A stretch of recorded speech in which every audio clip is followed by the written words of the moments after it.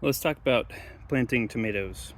These are Williford heirloom. These are a variety that are very small bush, and they really don't climb or go very high. So you really don't need a cage for them. But there's a couple other things that I wanted to discuss that I missed on my last video. Why we also use mulch is to keep the weeds down. When the weeds pop up, they can't get through that mat, so they just die. And another thing about planting is if you have a water system that may not penetrate very deep into the soil, you're going to want to plant your plants kind of on their side, where the water source is going to hit those roots immediately, and then you can let the plants, or the plants will by themselves, spread out their roots just fine. Tomatoes work really well in that regard because each one of these little hairs that you can see is a potential root.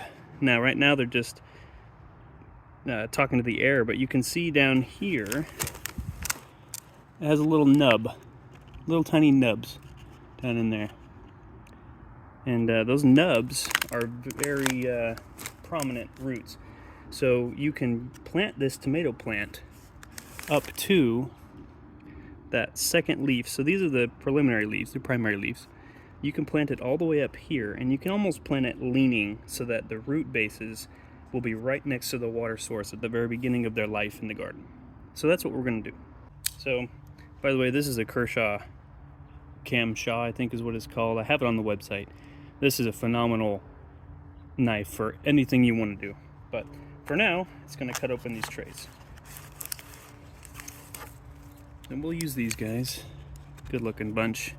A little tired from being in this tray for so long.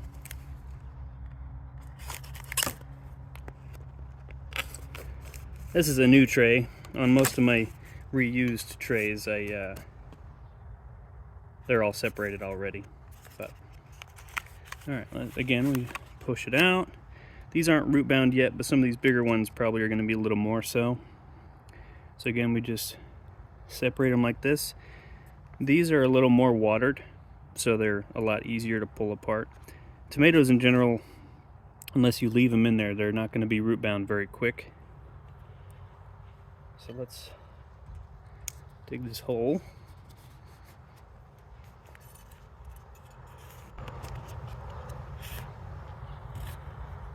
And so right here is where the hole is drilled. I could lay it sideways, but it's not a very leggy plant, so I'm just going to put it kind of straight up and down, which is just fine.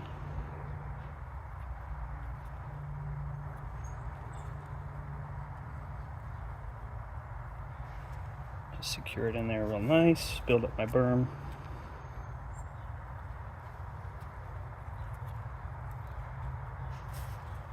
A little mulch. And a nice and happy little tomato plant. Finally out of the box, it says. Find out where my second hole is here. All the way over here. This is probably too far, but that's okay.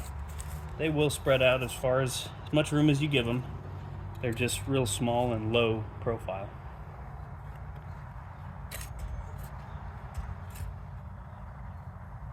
We'll go for the second one of that. Now I saved this particular variety right here.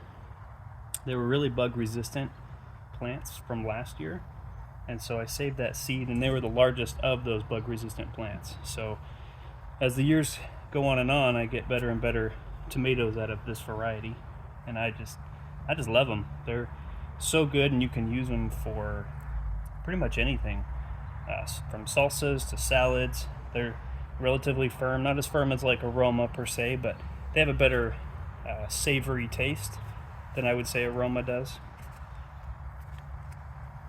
Maybe next year or later this year, I'll sell some seeds.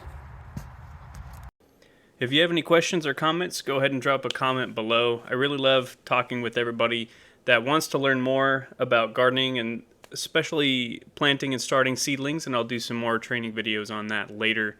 Again, this is just a great opportunity to learn, and I appreciate you stopping by.